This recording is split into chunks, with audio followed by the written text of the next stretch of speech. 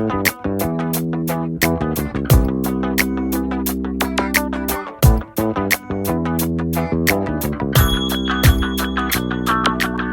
to the Naked Marketers, everybody. My name is Pete Wright, and I'm quite literally sitting here with Megan Strand. Hi. And virtually with Dane Christensen. I feel like I'm there. And now we have a guest who is joining us. We have Matt, our friend Matt, our new friend. Hi there. Our new old friend Matt, who is our guest. He is an honorary. This is the best kind of degree, an honorary degree from the Naked Marketers. Thank you for having me. Thank you so much for being here. We're going to talk. Matt is has a long-time health care industry veteran, and we're going to talk about what is going on with the healthcare industry in the United States today. Cool. Because it's wacky. I didn't realize that we would actually be naked, though. Is that awkward? Yeah, a little. It's weird. It's less awkward when we do it all on Skype. But when we're together, I'm going to call in next time. Keep it. But we have some stories to talk about first, right? We have some stories. We have to talk about the usual suspects. Where do we start, Megan? Did I get you off guard a little bit? You did. What are we talking about? I think for the last 27 weeks, I always say, where do we start, Megan? I thought we were going to be talking with Matt. Well, let's talk about Matt. First, Matt has been telling us repeatedly this morning that he has opinions he wants to share. I know, but I didn't. I'm sorry, I didn't realize we were doing news first. We're doing news first. Let's do it first. Okay, great. So, don't sound so enthusiastic. Okay, great. I'm transitioning. This is Megan's brain transition. Okay. Facebook has come out as a major player in the mobile and location-based services because they have added a Facebook Deals component to their Places. All right, so Facebook Places. So now when you go to a place and you check in, you can see upcoming deals and, from a cost marketing perspective, donations. I bet you guys were going to skip that part, weren't you? But yeah, I was totally going to you say can check in and it can unlock a $1 donation as well. Isn't that cool? Actually, that may actually be cooler than getting be one of the first to check in here and get in at the Gap. Be one of the first 10,000 people to check in at the Gap and get a free pair of jeans. I kind of wanted a free pair of jeans though. What do you get from? Isn't that funny? What do you get from REI? A little out of balance, right? You could check in here and make a $1 donation, or get a pair of a $70 pair of jeans. Okay, but you know how long that's going to last? This will be the last time Gap does 10,000 pairs of jeans. They do. Okay, but Matt had an opinion on this particular story. I want to hear it. Well, we should also say about Matt. Matt is also a marketing instructor at Marylhurst University, so he does actually know his stuff about the marketing thing. But I wing it a lot. He does wing it a lot. I might feel better about the Facebook if I didn't think possibly they might leave it unlocked for everyone to donate for me. It sounds to me like you don't trust the Facebook. If I didn't get warnings from friends on a weekly basis saying, did you know that your information is out there for everyone to grab? You've got to select off if you don't want them to see your phone number. I mean, I get those a lot. Well, yeah. It makes me a little nervous. Does? Well, we can, you can click on there and see your cell phones listed. If you enter it. Or unenter it, which I've had to go back and... Well, that's what I mean. Like when you... okay, so, and I'm usually... I have gone back and forth on this, right? But I'm usually the one who's pretty bearish on Facebook. I went through a dark period. He almost deleted his account. I almost deleted my account. I couldn't they were the dark... I prefer to call it a dramatic period. He suspended it. Dramatic period? Really? What's the word you like to call him? I'm one of the gossip girls all of a sudden. Crying out loud. What? Nothing. So I went through a dark period, but I came back to this sort of this privacy thing. We're totally getting off track with the deals. We got to come back there. Bring us back there. If I don't, throw me a rope if you don't hear from me in 2 minutes. Is that you had to put your cell phone in there in the first place? Yeah, but I had to put my cell phone into a few places, and I assume that they're not going to share it with everybody without me saying it's okay. Oh, that's your mistake. That's my mistake. That's your mistake. Yeah, assume with Facebook it's all public unless you really go to great lengths to make it not public. All the time. Facebook is more like the social media mafia. I think that's an important thing to recognize. It's a very useful tool for keeping in touch with people, right? Well, and so now I do for want free to. jeans. I do want to talk about the deals. Okay, let's talk about what do you think about the deals? I think it's really very interesting because this Facebook Places thing, it kind of came out at an interesting time where it was sort of following on the heels of obviously Foursquare success and Gougler success, and then Yelp adopting a Places kind of a feature. And you really can't keep up with checking in on every one of those platforms. You do kind of have to pick, or it kind of loses its value, I think. So anyway, I've checked in a couple of times on Facebook to a couple of places, but I kind of noticed that not a lot of my Facebook friends are using Places. Some are, there are a small handful that use it consistently, and that's it. So it seems to me like maybe there's not as much reason or commitment to the feature, or at least hasn't been. But last week we talked about this really interesting sort of political campaign, hyper-local mobile ad campaigns. We were talking about the Michelle Bachmann deal last week. And the guy who'd used it before when a presidential visitor comes to town or something, and they will totally focus all of their mobile advertising on a 5 to 10 square mile radius and drive people to a video or something. And that to me was like, wow, that's really okay. It's just so fascinating to see this evolution of mobile advertising speeding up, I think, at a pretty good clip right now. Because we've brought this up before that, we've been talking about mobile advertising and how everyone has a cell phone for years, but we're just starting to see some good applications. And I think, I think the potential has been there for Facebook Places to be a popular feature. I haven't seen it adopted at a high rate, but to know that you might check in someplace and that business, can have a deal for you.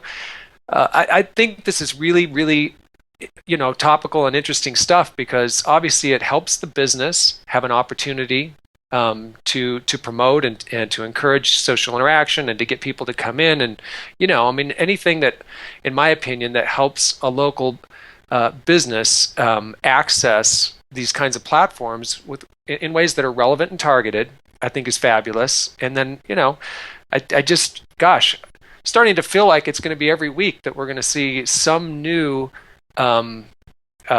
innovation in mobile advertising that's really going to start to change the way that we use our smartphones and mobile devices. So do you think this makes Foursquare, Gougler, Scavenger Whirl irrelevant at this point? Or we're seeing that play out, I guess, because I don't know. Last week we talked about how Gougler was selling. They're in, I think, 3 cities testing their daily deals that are a little bit different. It's more like, in the city of Austin, they're selling a day of the week for a few $100s, and you sort of sponsor Gougler on that day in that city. And so that's a little bit different. It's whatever. It's I don't use Gougler, and I kind of tested Foursquare a little bit and didn't, end up using it that much. And then Yelp I like on the road. Don't really check in any place when I'm home with Yelp. And again, Facebook's a little more interesting because it's kind of a way to say I'm at a concert or something without having to actually type in there, hey, I'm at this concert right now, aren't I cool? Well, actually, the benefit of Facebook, right, is that it has that extra layer. Like, that's where, that's where people that largely you follow with intent are, right? That's where your friends and family, if you're going to be on Facebook, you likely were brought in by friends and family, and there's some intentional bi-directional relationship there. Yelp, Foursquare, Gougler, it's less likely that the relationship is bi-directional, right? I mean, Well, the other thing is that your deals will be shared on your news feed, right? So that other people can go take advantage of it. So it's that extra layer of incentive. Yeah, that is an extra Facebook big Places. Even though, and I think that's an interesting thing because I think Facebook went out of their way to ensure that when they launched Places, they did not launch it in a way that that necessarily excluded the other players, Yelp and Right. Foursquare and Gougler. They still, if you share stuff on Foursquare, you can pipe it right through Facebook. It'll show up in your feed just like any other app on Right. Facebook. So Facebook didn't exclude them. I think what you're saying, Dane, is probably right on. Is that we're seeing that play out in a way that eventually will necessarily exclude them, kind of just by default. People will start. Well, because you're not going to go using check in on 3 Well, yeah, locations. I mean, you're just not going to check in on Yelp, Facebook, and Foursquare. It's I just wonder, not going to happen. what kind of spike they saw just yesterday when they released the new Facebook I don't know. app. It makes me feel like I got to use Facebook Places, which I've been a huge digging in my heels. Don't want to do. So. Well, kind of to the earlier point, I think when people signed up when they started this, I mean, it's relatively new. There was kind of folks were naive, so it said enter in your phone number. Right. Enter in your phone number. Like, I just want to sign up so I can be with my friends. And then it went silent for a while. Yep. And then, a year or whatever later, you get these notices. Hey, did you know that your phone number's out there? Mm-hmm. And that caution that's been kind of developed, or that mistrust, I don't know how strong it is at this point. Right. I don't think people care. I honest to God, I don't think people care. Considering voters in California elected a dead woman, that's the I don't think they sword. care either. Did you see that? No, but that's sort of sets the bar. Say it again. There, I can't remember what the race was. I tweeted about it yesterday. So those of you on Twitter and following me would have known about it. But there was a race in California. I'm sorry, they elected, did you just end that with a sort of. They elected a dead woman, and she died, and they weren't able to take her name off the ballot in time, and she won. Wow. So you see what's what I'm the saying? difference going to be, right? Yeah. Right. What's the Well, difference? I'm exactly? backing up Peter's point that people don't care. I don't think they care. I think there is a big stink because we live in a bubble. We think about this stuff. We are there, and we live in a bubble. And there are the vocal kind of 20% are the ones who are going to be concerned for a little while, and but at the same time, there are people who should be concerned. You know what I mean? Like, there are people. Let's say a wife who's trying to leave a abusive husband. She should care. She should Let's not say, be on Facebook, probably. a teenage girl all by herself somewhere, checking into places, should probably be careful, right? I think there are like elements of That's dark. That's okay, really these dark, people- man. Of course you should. But seriously, I but, mean- there but, happy but when you say people examples that- don't care, you're right, and I also think people are careless. I think that's the truth, but that's not. That doesn't. But there are people who shouldn't be careless with things like places, because it does open up to 300 plus people. 10% of them you don't even know who they are, but you added them at some point, didn't even remember you added them. Are they stalking you? I don't know. I'm just saying, like there's. Well, no, I don't think people dispute don't that. care, and I think Public for the most service part, it's aside, fine. people should be concerned about that stuff. I don't think they are. I don't think they think about it right now. And I think as a result, now that they can go into places and see that, I'm looking at it on my iPhone right now, and there's a handy little box where I can look at places, look at all the nearby places, and there's a handy box. Have you seen this? And you click on, there is Starbucks, and I click on the deal, and it says, look, and this is all What's for the deal? Megan. We'll donate $1 to help protect forest land. Nice. If we check in there, I'm gonna check in the hell out of that one. You should. You can check in from here, which is pathetic because it's not that close. It's not that. It's about a mile and a half away, and I could check in. And there you go. You're welcome, Forest Land. You just gave him $1? Look at you. Okay, moving on. I need that horn to honk right now. Honk. Seriously. Ooga. And you know what? I'm gonna tag. This is even better. You love this. I'm tagging friends. That's right, Matt. Right there. I'm going to hide You're you. totally there. And now, minutes. Megan. I'm gonna hide you. Consider yourself hidden. And your cause.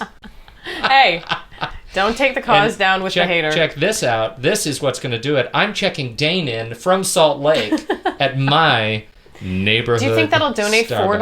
$4 then? I don't know. I don't care. Let's try to I do check in ca- I at mean, I Gap. We care. could all get free jeans. There's got to be one in Tannisport. Oh. Okay, oh, we are snap, I so- am hidden. You don't allow me to do that. Neither do you. You turned off places. Oh. But Dane and I. I turn off light because We're I wide have open no to the trust. world. On places. See, Dane doesn't care. I do care. Okay, I'm trying very All right. hard to Well, move and this I'm show along. fairly We've been selective talking about this where for I'm far too checking long. in. It's not like I go through any given day checking in 10 times at every location. I Right. just sort of, if I'm someplace that's interesting, I might share. I've done it about, I don't know, 8 times in the past few weeks.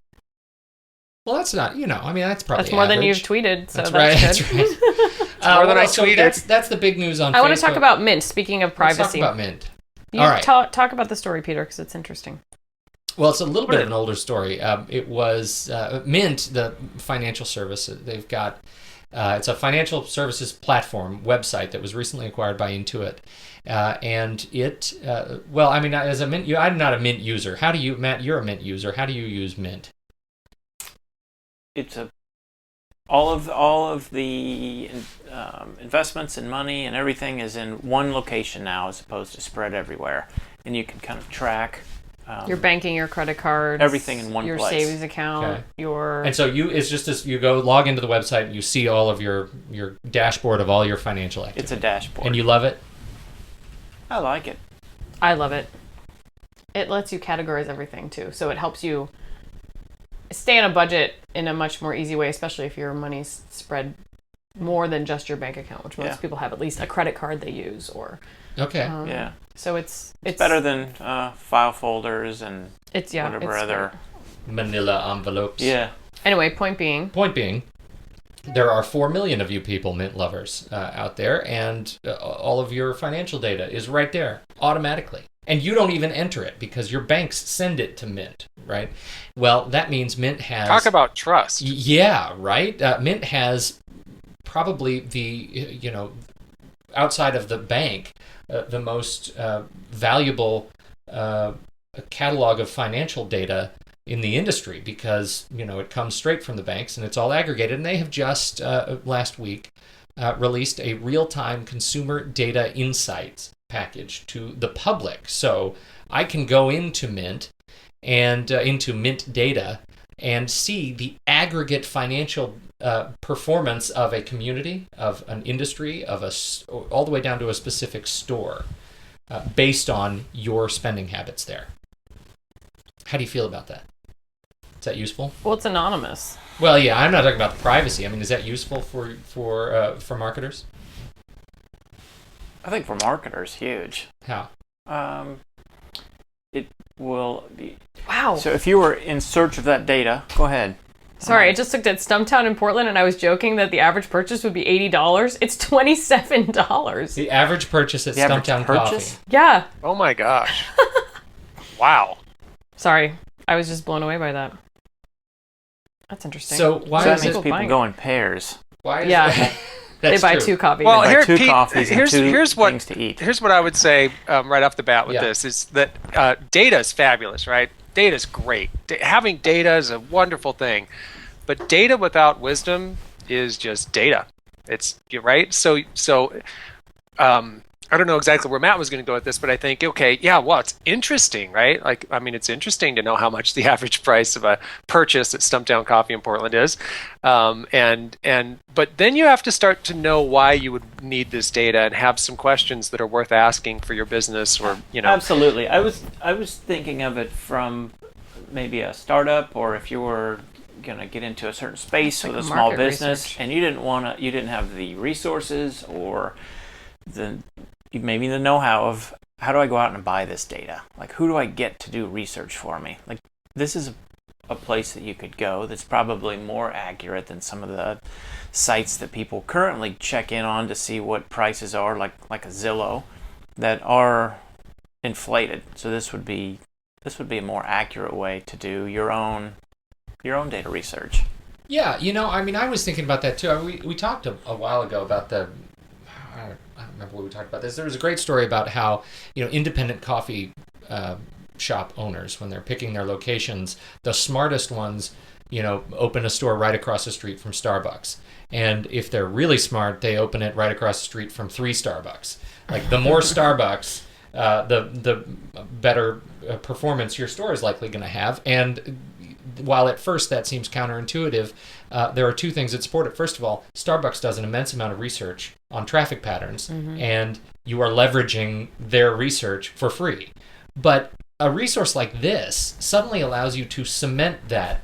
Like, if you're doing that sort of market and location research, you can now really zoom in on a geographic area and figure out what people are spending in this in this certain area. I think that's Or you could interesting. look at trending. I mean, I think that's, in terms of like a small business, let's say you're looking to open something, or you just got back from California and you saw some shop that you think would be, perfect in Salt Lake. You know what I mean? Like this is a question you could ask, like, well, how hot is frozen yogurt? How hot is I don't know, how big are coffee sales in a certain area, Well, or I something think like that. Average purchase price is incredibly useful as well. I mean, Yeah, it's not quite so useful in the way, like if you just pick a metropolitan area, you can see the average purchase in Portland is $142.91. okay, well, that's not helpful. Doesn't really tell you anything, but you can zoom in on that and suddenly get some really interesting insights. And I like, for example, the average purchase at Costco is $123.12. That's it? Yeah, it seems really That low can't to be me. right. Okay, the data's flawed. Somebody screwed Okay, up. forget it. I don't That's- trust it anymore. That's fascinating. It would be there's some interesting really to see stuff. what the average purchase price at Target is. Let's find that out, shall we? Target. This is live on air. This is testing. Live data research. You gotta pick one, dude. Yeah, where would we like to go? Salt Lake City. Canton, Ohio. How about, let's pick Target. Do you have a Target in mind, Dane? Fort Union. Target Port Union. Fort Union. Fort Fort, Union. Right. Indians and Cowboys. Target Fort Union. I mean, there's no water in Is Utah? that Utah? Just put Target Utah, all three of them. Midvale. I don't know. How about No Salt Lake ports City? around. Target Salt Lake City, Utah. Let's look at Salt Lake City. Here we go. The average purchase is $62.62. You just sounded like the price was right. The price is right. Yeah, I sure did. That's fantastic. Higher or lower? Higher or I'm gonna lower? guess 40. Target 40? Yeah. Well, Salt Lake City, they all live in the boondocks, so they got to drive a long way, so they're going to spend. You buy more. You buy Well, the more. Salt Lake City store is brand new, like a couple of weeks. So Do might be skewed. Portland. How about Target Beaverton? Okay, Target Let's do Beaverton. Target Beaverton. 45.87. Yep, you're right. so we are wealthier here. Wealthier or More No. rural. I think that we're closer, so Or have to we go drive more. farther from our yeah. ligamous compounds out in the desert, You right? said it. We didn't say that, Dan. That's an interesting comment. Is that in fact we are closer to our targets, and so we probably go more frequently. Well, it depends on where you live. Hey, can I comment real quickly on just a little reminder about one of the reasons Mint is so amazing? Oh, right. Back to the story. Okay. Mint kind of, when Intuit bought Mint, and I didn't know anything about them really before that happened, but I think it's Daniel Gross that went out to San Francisco to interview their marketing people and wrote this great story about how such a valuable company, valuable to Intuit, obviously. I don't know what the purchase price was, but it was quite substantial.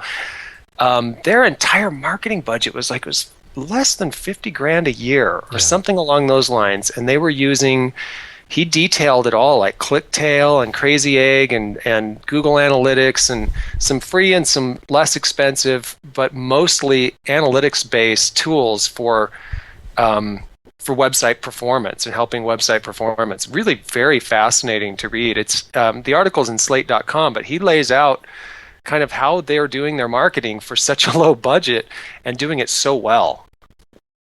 That's fantastic. What a great story. And actually, I mean, as much as Intuit paid for Mint, and I don't have that number either, but you got to imagine it was a steal for what they got, because Intuit had nothing. Yeah. Nothing. Yeah, and it's a great lead into their, much more expensive products. Right. Well, free versus much more expensive. Let's talk about one more story, shall we? Let's talk about the commercial. I liked the commercial. Can we? Yes. All right, let's do it. The commercial that we're talking about is the T-Mobile MyTouch 4G piggyback commercial, and the commercial is it's a direct steal of the "You're a Mac, I'm a Mac, I'm a PC" commercial with John Hodgman and Justin Long from Apple, and it's fascinating. So you've got one side, you've got a pretty girl. She's the T-Mobile MyTouch 4G. On the other side, you have a ruggedly handsome, probably from Utah, kind of probably rides a horse. He doesn't To look Target. like a cowboy. To lasso it up. blonde, tan, Park City Utahn. And on his back is It's my dad. Is Megan's dad. I don't see a resemblance. No. Thank you. Oh, that's good. That's a good response. So, and so the whole premise of the ad is that the handsome Utahan on one side is having to carry the carrier AT&T, and that's how they play out the ad, repeatedly. I don't know. Can we play it? Should we play just a little bit of the audio? Can here? you play it? Hi, I'm a T-Mobile MyTouch 4G. And I'm an iPhone 4. Where's your friend? Oh, it's the old AT&T network. That'll slow you down. That's the price I paid for 3G speed. Bummer. 4G with T-Mobile lets me video chat practically anywhere. Well, iPhone 4 can FaceTime video chat from anywhere there's Wi-Fi, like say an airport. I use something to feel heavier. The new T-Mobile MyTouch 4G. Video chat without needing Wi-Fi. On America's largest 4G network. T-Mobile. You know what that says to me? Can I just tell you what that screams to me? That T-Mobile is advertising there. Yes, what? Please let us have the iPhone. Please let us have the iPhone. Please, we will do so well with the iPhone. We're all pretty people, and we are so good at what we do. And AT&T, they're just old and kind of fat. Did you guys read the Wired article a few months ago about the whole relationship between Apple and AT&T? Yes. Yeah, it's So terrific. interesting. Oh, so interesting. It was terrific, and it sort of summed it up when they said, when an AT&T representative said to an Apple representative, make sure Steve comes to the meeting tomorrow in a suit. I love And that. the representative said, we're Apple. We don't wear suits. We don't even own a suit. I can't believe they would say that to him. I know. Are they That kidding? was so great. Why? I mean, this ad. What do you think of this ad? But can I say something real quick? I mean, What?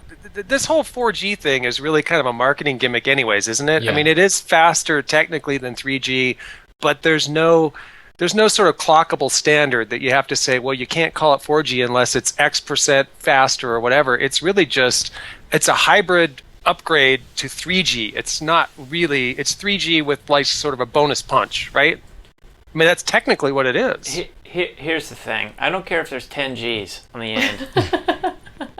It's got to have better coverage than AT&T. Yeah, Because AT&T is- yesterday I had that very guy on my back. I'm so pissed off. Like, I literally know two people for whom AT&T has bought mini cell towers to sit in their house because And run they off live of their internet in a connection, dead which zone. AT&T doesn't have to pay for. it's Yeah, got to that's get. true. It has It's to get better. insane. And the genius would be, try it for a month. If connection isn't better, we'll let you out of the contract, and everybody would switch. Everybody'd try it. Yeah. Yeah. No. I think that's probably it's probably accurate perception. I have not had that experience with AT&T here, but I know a lot of people who have. Yours works well. Yeah. Yeah. It works great. that's because you have this special phone. I think I need this in-home tower thing, Megan. We should talk offline about how to make that happen. What's that? My gonna do to AT&T my home brain? reception is not Exactly. fabulous. I know. My husband often has to go outside to take calls, and in Portland, that's only possible several months of the year. Yeah, it's not so good when it gets wet. It's not Yeah. good at when all. the phone. And yeah, then they have this water thing. But if you have You to need to stand get him outside an and make your umbrella phone for calls, Christmas. how is that supposed to work? But the ad, people. This Okay, is a the ad. marketing show. Crying out loud. And I have to say, Buy your say, husband it an is- umbrella. It is a total knockoff of any of the Mac ads. I'm a Mac, I'm a PC. But I think it is effective. I think it's kind of funny. I think it's effective. And I only think a it's good funny ad. because I struggle with the same thing that Matt struggles with. I think it's great because it's a T-Mobile ad, but really what you remember is T-Mobile, not the MyTouch 4G. It is an ad that is duking it out with AT&T, not the iPhone. I mean, they position the iPhone as a good-looking, handsome, rugged phone. I mean, they're not picking on the iPhone Right. at all, which I think that's a great strategy. Because you don't want to Yeah, I offend think they did a Apple. good job. No, you don't want to offend the Apple. No. And I would like that every commercial has a person on each side of the screen. It's very easy to understand. Because to the With chase, a white background I need a white background. versus a cheetah. Yeah. I don't want a That's minivan right. and a cheetah. I don't want that. That's another. That's That's another commercial the- we're not going to watch. But We're not going to watch it, but if you haven't seen it, go search for the Honda Odyssey ad with the Puma. Is it a Puma? It Judas may be the Priest best song. ad ever. And when I say best, Yeah, I it's not mean a it's cheetah. so not the best ad ever. What is it? It's not a cheetah. It's a leopard That's or a black puma. panther. Black panther. Black The panther. Black Panther. It's a subliminal Black Panther ad. I know some folks in Salem, Oregon, who would probably like that ad. Well, there's a lot of I'm sorry, you minivans picking there. on Salem? I believe. Yeah, Just certain lest neighborhoods we cast the first stone, shall Yeah. I'll jump in on that. Hey, I'm ready to play that game. Minivan heaven is Utah. we? That's right. Hey, but real quick, I mean, I do think there was a very specific shot in that commercial at Apple with the there are a lot of things I think that are kind of significant about the commercial and well done. And you're right, you get done watching it, and at least you're really certain it was a T-Mobile ad. It's something companies miss sometimes. Is their message is cute or quirky or whatever. But what brand was that again? What were they selling meat? I think this really does it. It's very clear, and it leaves a bit of an impression. But they did take a very specific shot with the fact that Apple's FaceTime is wireless to wireless, and T-Mobile's, whether it's good quality or not, I don't know. I haven't seen it in use, but it goes over the 4G network, and it's something I'm certain Apple desperately wants the iPhone to be able to do, and they have to deal with AT&T to make it happen. Right, but again, I don't think they were taking a shot at Apple, at the iPhone. No. For that. I think they're taking a shot directly at AT&T. I think so It too. was the fat guy who responded. No, I think you're right. Yeah. I think they did that well, and How you're not rude. left with That's the her impression dad. that Apple sucks, and you're right. Why would you do that? Oh, Apple makes bad products. That just on a lot of Yeah. levels be a bad idea. Yeah. But you're absolutely right. Yeah, they shot at AT&T on that one, and I actually think Apple probably anything that can sort of poke and stir AT&T to sort of rise to an occasion, right? I mean, I don't know the whole ins and outs of what that's going to take AT&T to make it possible, or if they want it or don't want it, or which they probably don't want it. And again, how desperately does Apple want FaceTime to be? I mean, they've expanded it now to computers because I think there's obviously a ton of potential there with being able to be in a mobile location and have a video chat. That's a really, really cool feature, but wow, I've had really limited ability to use it since I've had my iPhone 4. I've FaceTimed with you once. That's one of the times. Yep.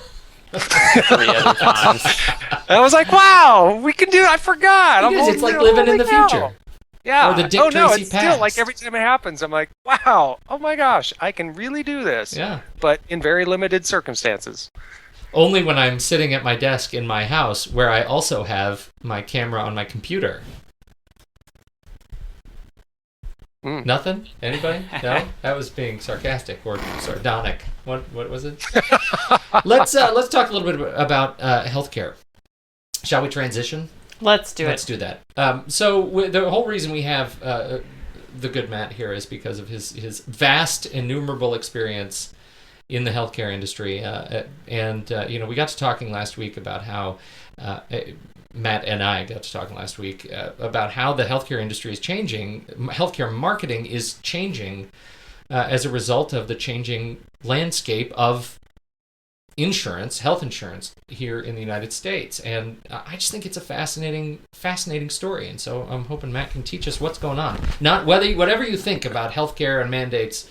It's not political, right? We're talking about what is the real impact here to how we're going to be talked to. Well, I think what we'll see is it's a completely different way to approach the subject and market it, and that's what we'll all see. So, for years and years, healthcare has been marketed and presented a certain way, and it's primarily a business to business type model.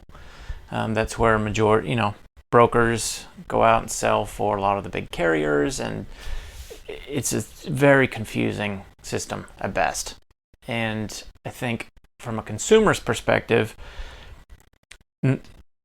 it's something that we'll start to hear more about it, and the responsibility to go out and choose your own insurance and be able to navigate what's best for me, what's best for my family. That'll shift towards a consumer where it's not completely that way now. So Because now, if you typically, if you're going to be insured, you likely work at a big company, and that company picks a plan, and then you pick this menu of options. Is that what you're talking about? you pick a menu of options, and maybe it's limited, so it's offered just to you or just to your company.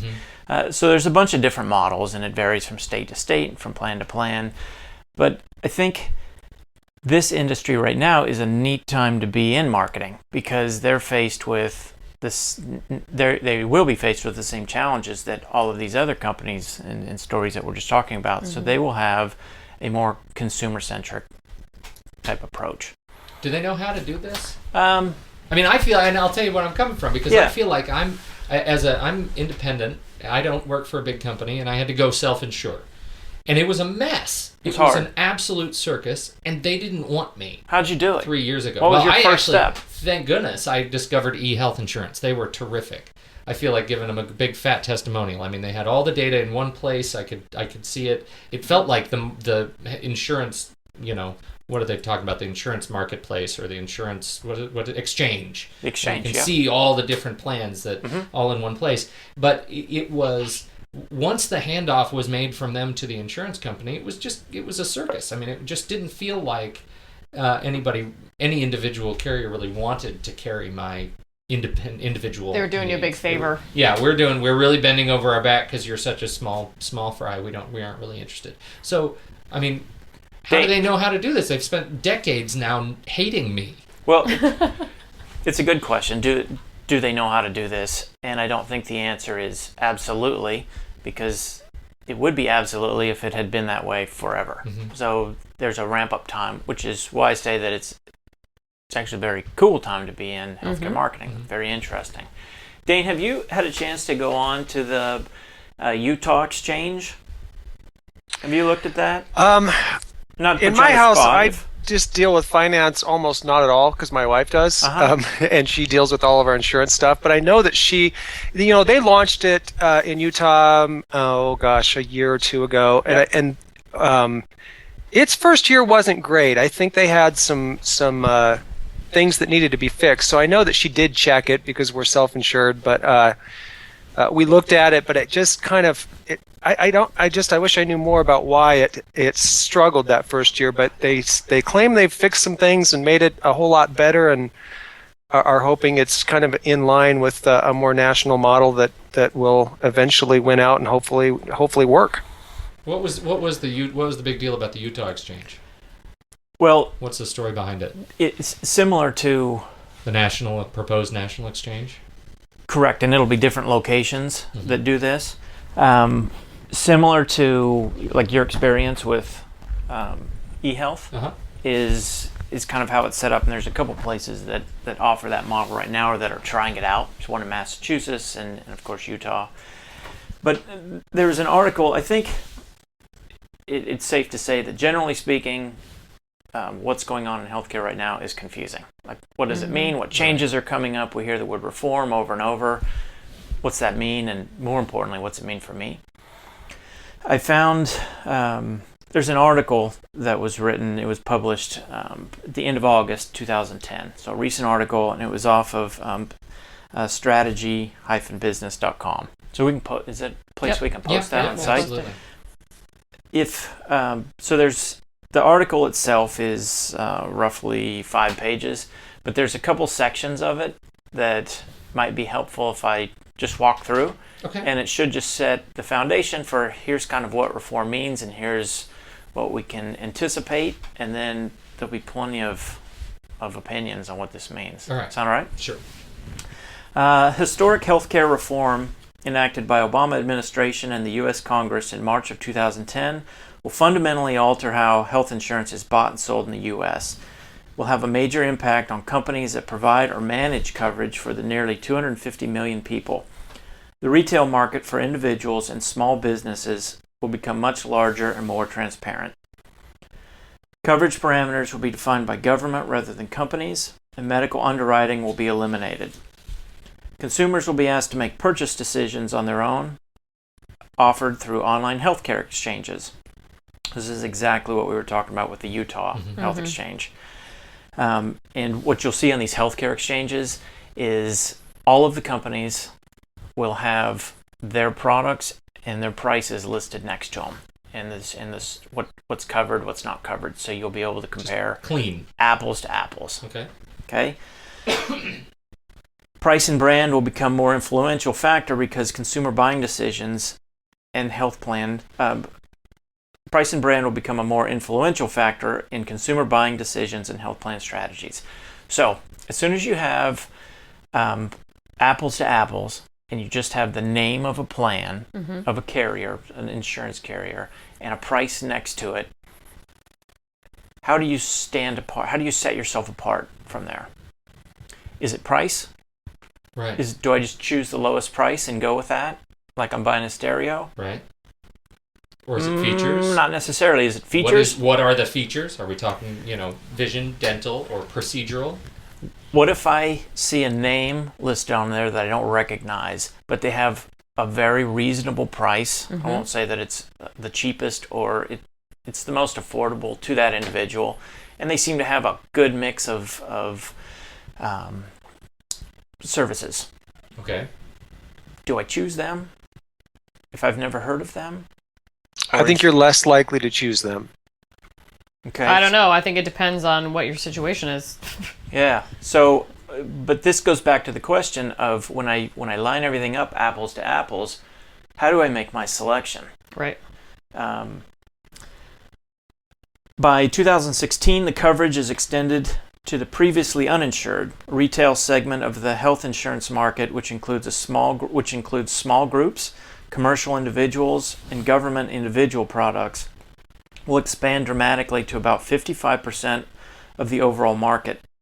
Most of this growth will occur in the commercial individual segment, which will swell to 27 million people, far more than the 16 million buyers who would have made up the segment had the reform bill not passed. So the reason that this is important, and we say that this is a big thing specifically for the carriers, we're talking about a lot of people. Mm-hmm. Yeah. I mean, a lot of people. A lot of people, essentially all at once. All at once. State-run healthcare exchanges similar to the Massachusetts Commonwealth Health Insurance Connector and the Utah Health Exchange will be major distribution channel in this market. The exchange-based market will be highly regulated, far less opaque to customers than it is today. So the current go-to-market models of health plans are not well designed in this new retail era. And I think we know that. We can agree to that. Prominence of employer-sponsored plans is diminishing. Health insurers still have decidedly business-to-business perspective. Their revenue assumptions are transaction-based and group-focused. Products tend to be a one-size-fits-all. Product portfolios are limited to Medicare or medical insurance. Today's models assume relatively little direct contact with consumers. They depend on brokers to sell products and navigate the complex, cumbersome application and renewal process, and on care providers to submit and manage claims. So They're going to have to get a lot better at making interacting with your insurance company easier, because I've had several instances in my life that I've had to navigate, and really advocate for myself for health insurance, and it is a nightmare. And I'm a relatively well-educated person, but you don't speak exactly that language, right? And but it what might I'm as saying well is be they in need to- legalese, right? Well, and you're dealing with customer service reps who don't, as Peter said, don't care, think that they, you should feel lucky to be paying for their services. You should be working with your benefits people for any issues that you have. Well, I don't have benefits right. people. Oh, well, Exactly. you should get yourself some benefits people because they'll know what to do. So go ahead. Well, I was going to change the topic. Go ahead.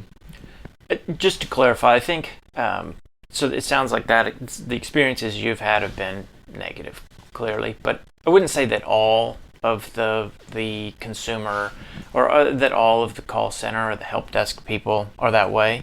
Unfortunately, it sounds like you've run into some that don't know or don't care, but Absolutely, and I'm a guy who has good service on my AT&T iPhone, so You're an anomaly. there are a few of those out there. What is the impact on the product itself? Does this exchange force you as a healthcare marketer to rethink the packaging and delivery of the product and the pricing of the product And do you have that flexibility now that you're going into this consumer market? Absolutely. So what does that look like? Well, a great example, it's easier to visualize it if you can compare against someone else. Yeah. So if you look at another industry that does it well, Progressive. Mm-hmm. Progressive does it well, and they've done a couple things that are interesting. We're This familiar is car with insurance, right? we're talking car. We'll shift to the Okay. car insurance All right. example. So Progressive uses Face now. That what's her name? Flo. Yeah, Yeah. the woman. Yep.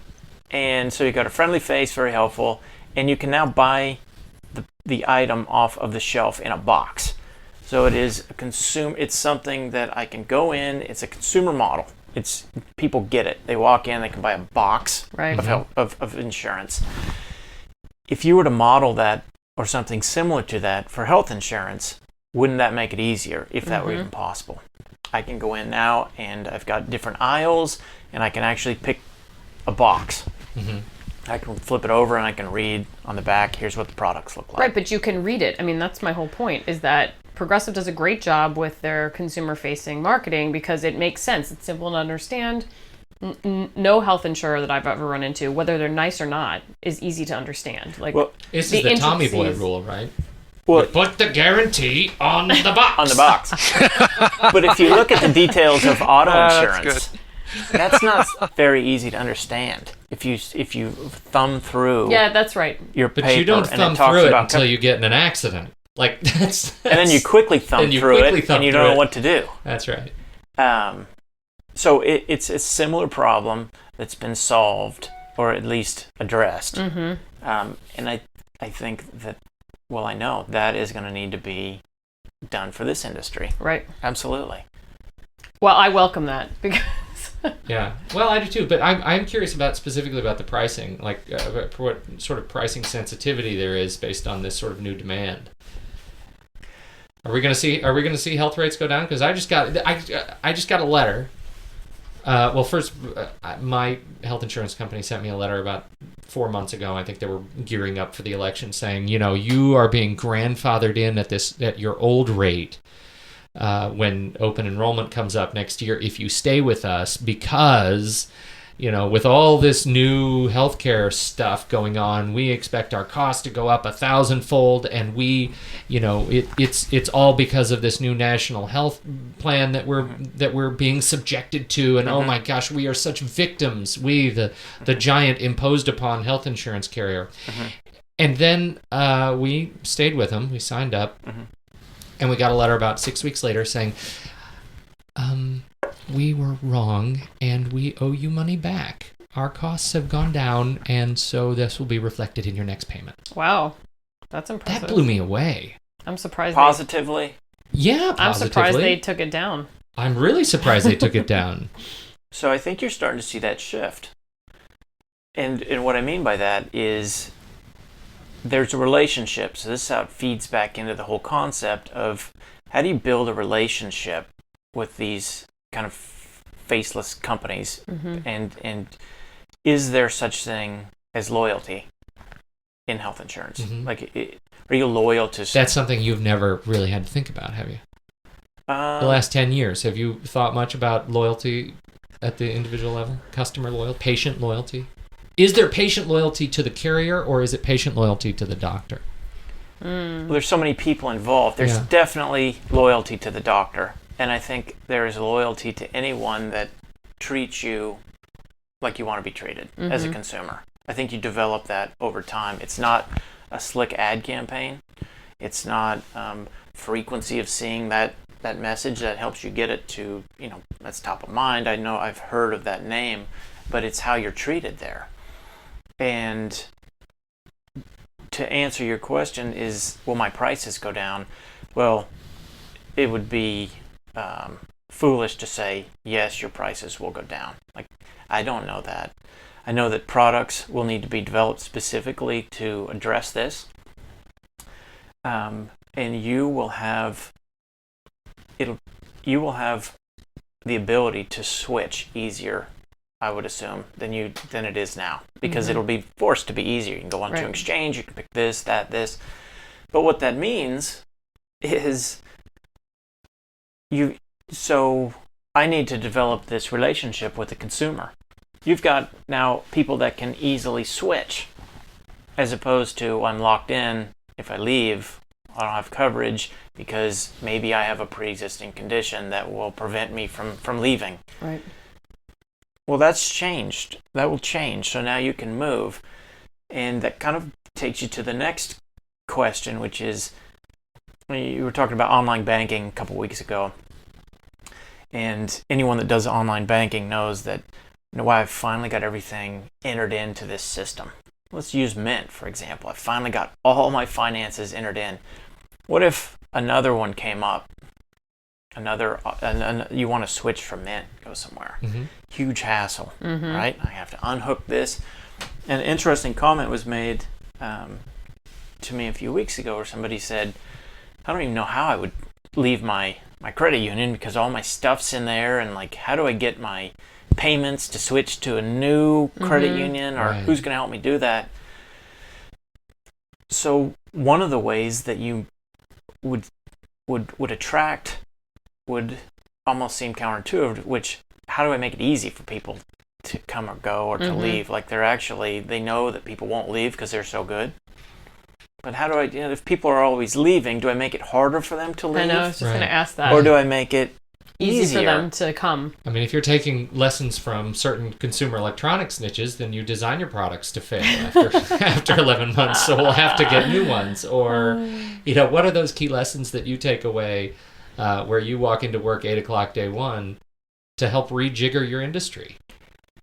Well, there's the concept, and it's not a new concept, but personal health records, and you being responsible or owner, you're the owner of your personal health records. That's scary. So I can take it and I keep, just like I do on Mint with all of my things, but my personal health records for everyone in my family shows where my shots are, where my immunization records, everything.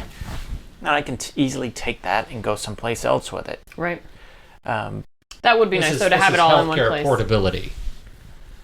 Right. I mean, that's sort of the concept we're talking about. How do I get from one place? How do I easily get from one place to the other with my information? And I think these are all things that could possibly be valuable to attract consumers. I'm looking up Google Health right now. Doesn't this sort of get to what you're talking about? Isn't Google trying to do this for healthcare? And they're actually looking, they're in search of partners on here. I imagine. So what is that? What does it mean when outside services get in here and start trying to disintermediate the relationship that individual carriers have with? I think the smart way to do it is to partner, because focus on your core competency. Is it is that really software and personal health records? Yeah. I would say no. What is the core competency of the health insurance company? I would. That's a good question.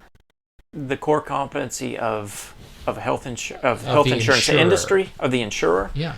To I would say that it is to make sure that people's claims get processed and paid quickly. Huh. Does that strike you as funny? A little bit funny. Why?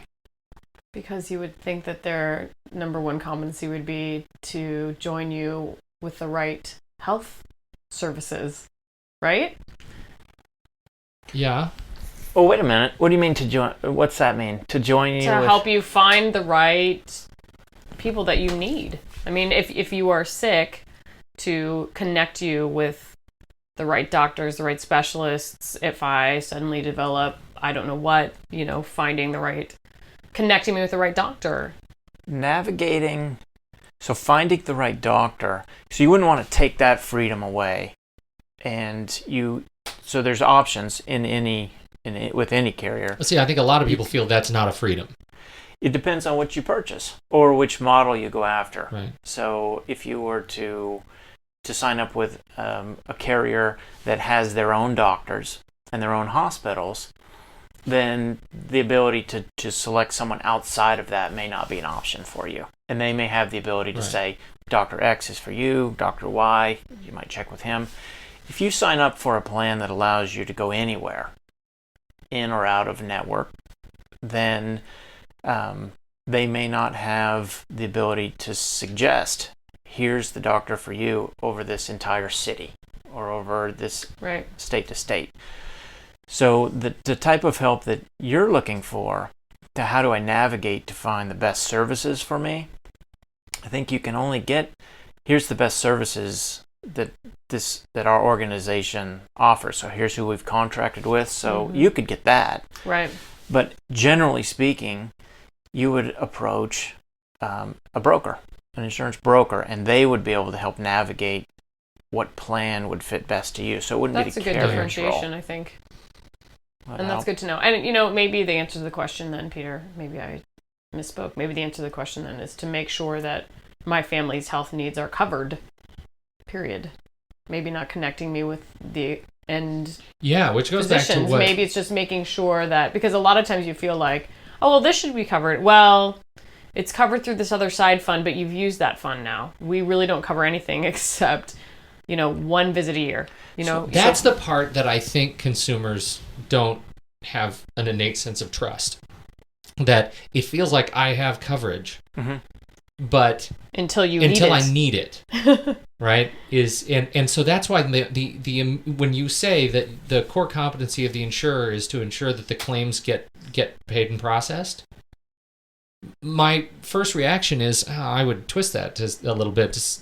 My experience has been, in the past, that the core competency of the insurer is to protect itself by not paying as many as many claims as maybe we could, or protect from frivolous claims. And I think it just, and so I think that's the marketing challenge, right? Is to find a way to answer that question and make that leap and help consumers make the leap that says the insurance company, you can trust me. I'm the insurance company. it takes a while to build trust. Yeah. And so I think the question becomes, how do you do that? How do you build the trust? So that the lack of trust that you have for this topic, hypothetically, could also be applied to, if we use the earlier example, auto insurance. Well, you run into somebody and you find that it's actually not, like, that's not covered. It's like, well, what am I paying all this money each month for if that's not covered? Yeah. But it's more personal when you're talking health insurance versus car insurance. Yeah. So that'll be a challenge no matter what the industry. Sure. In so many respects, and I just say this kind of to summarize, get your opinion on this. So many respects, it seems like this is a new business for you. This isn't the same business it was last year. There's been a few changes that'll be effective 2011. So it's the same business with a few modifications. But by 2014, the business model will switch. And if it stays the same, there's potential for loss of membership, because you need to figure out a way to be recognizable, to be attractive, to be competitive, and to show up and to target a market that you're after. So you've got a huge segmentation exercise. Yeah. It's not every single person from beginning to end. That's who we're targeting, because you wouldn't market that way. Right. So who do you go after? That's the part that is not yet. That's not solidified. That's not. Here's our strong market, because there's a number of them. Where does most of the revenue come from? That's the part that will likely switch. So it's not this business to business. Fascinating. Thank you so much for your insights, Matt. We sure appreciate you coming to sit down with the circus, the circus that is Naked Marketers this morning. We usually end the show with where we talk about a tool. And I know Megan has an incredibly important tool. Last week, we actually had a tool that was an Android and iPhone game, Angry Birds. If you haven't played Angry Birds, highly recommended in the Yeah, our tools marketing are getting community. a little inane. They're getting a little bit inane, but we were wondering if you have any tools that you use to help manage your side of the marketing business that might be of good recommendation to our listeners. I focus. Is that a question for me? Yes, Just yeah, that's answering. questions for you. My focus is our electronic communications. So that's where I spend my day. And the tool that we use is offered by a company called ExactTarget. And You're talking about email? correct. Brown, like Yep. mailing list management. That kind Yeah. of thing. So the day Okay. of printing all these and mailing it to every one of our customers, gone. So it's all, you get your newsletters and your updates, and Right. thank goodness it's gone. Exactly. That was it. Right. Those are, speaking of dark days. Yeah. Not big on direct mail anymore. So- The business, the industry. Well, there's a lot of things that are Still mandated, mail. Yeah. like they're required, has to go out in Right. paper. But updates, But and not here's marketing, what's happening. right? I mean, are there mandates around market advertising?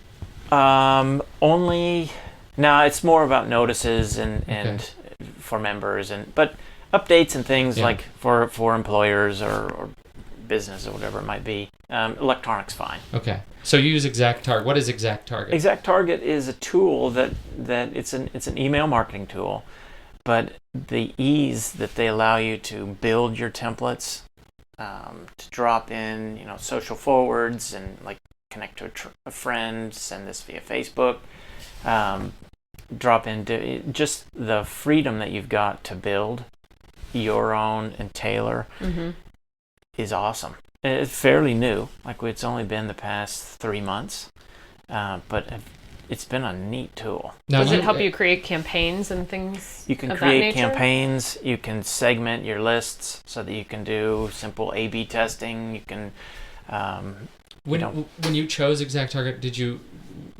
go through a selection process, or did somebody just kind of call you and said you should use us? And I'm just seeing why you selected them over another provider. we went through.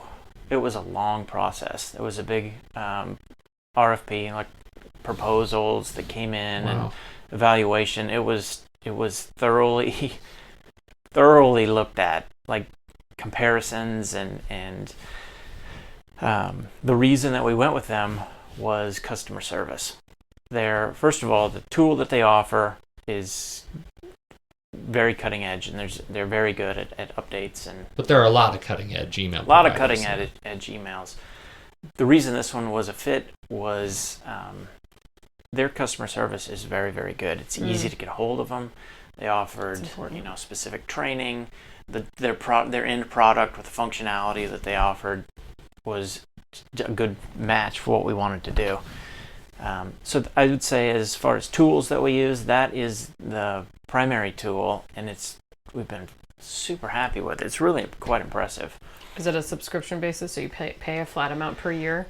Or is it based on email volume? It's all of those are rolled into it, and we pay on a per contract. Here's what we'll pay per year, and it's done on a monthly basis. It's one I've never heard of. I mean, I'm used to using, not ExactTarget. That's what we're talking about. Constant contact, vertical response. Yep. What's the Emma one? My Emma or My something. Emma.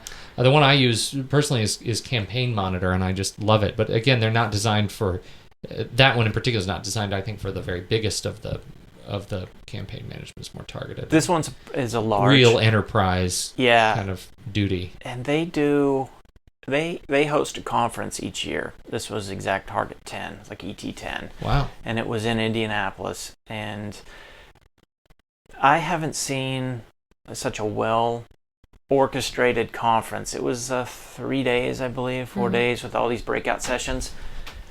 The amount of energy and resources and planning that go into this thing, I haven't seen it ever. Wow. And the quality of the event was probably one of the best I've ever been to. Wow. From a marketer's perspective, I would think everyone should go.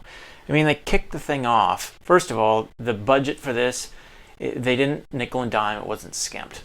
at all. So, and you need to make it worth people's while to fly to Indianapolis. Right.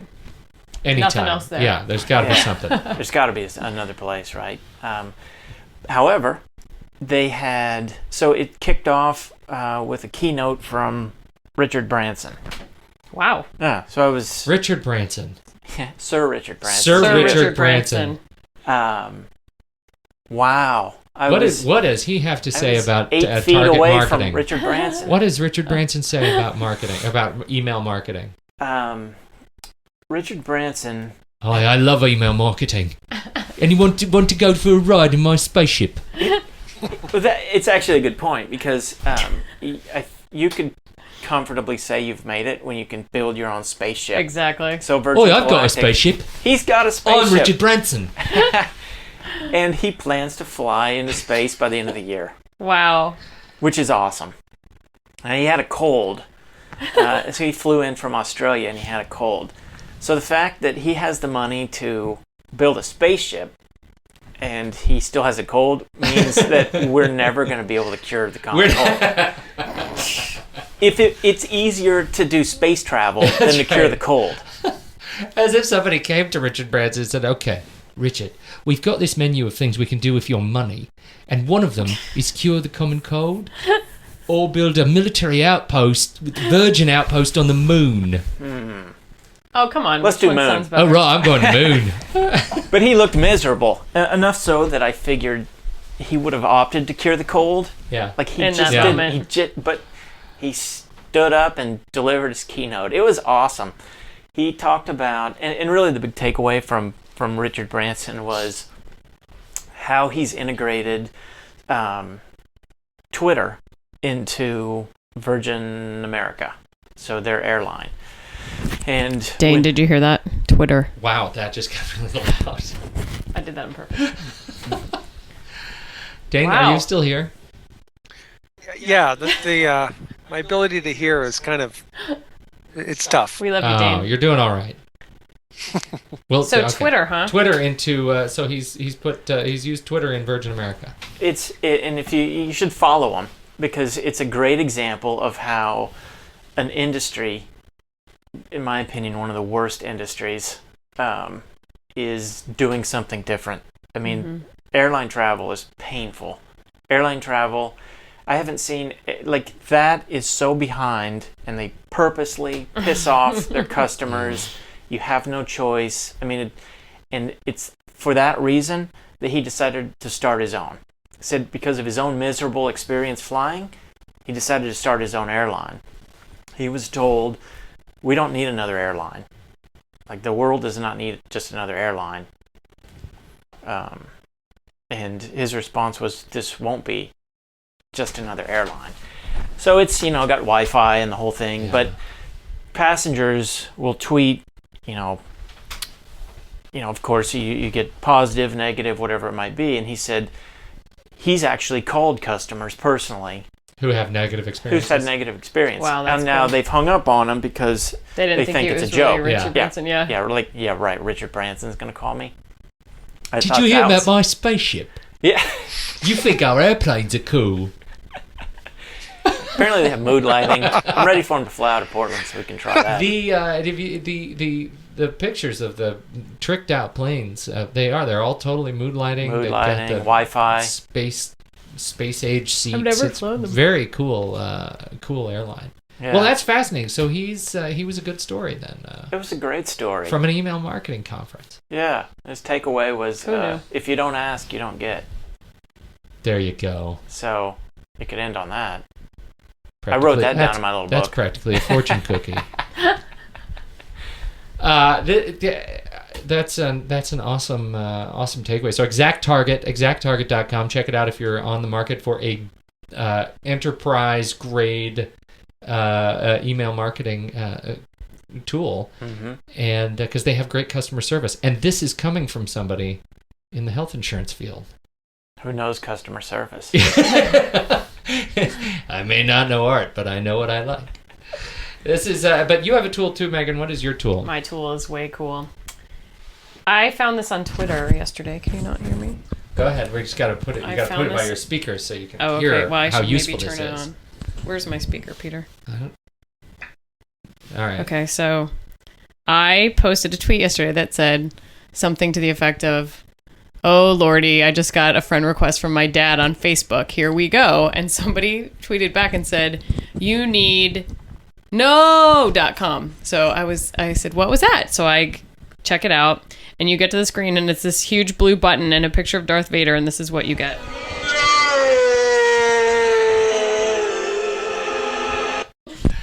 And that's just awesome. And it turns out you can put the mic down. You're blowing me away. It's awesome. So that is something you have used how many times in the last 48 hours? 24 hours? Four. Because your father actually also friended me on Facebook. I knew he would. You're in trouble. Oh, I hear Dane playing it. Dane, are you playing it? Wow. I did. Because I you know didn't think sometimes I'd you get pick these this up. Facebook requests, It's and it's just going to be the fun and guy who is useful. just all he's doing is hanging out on Farmville. That's all that's going to happen. You know it is. He's going to be the one that's sucked in, and all he's going to do is post about like I did something with a hoe on your page. They get hidden Or quickly. can someone They please get watch hidden my quickly. animals? I have to go to bed now. What was that, Dane?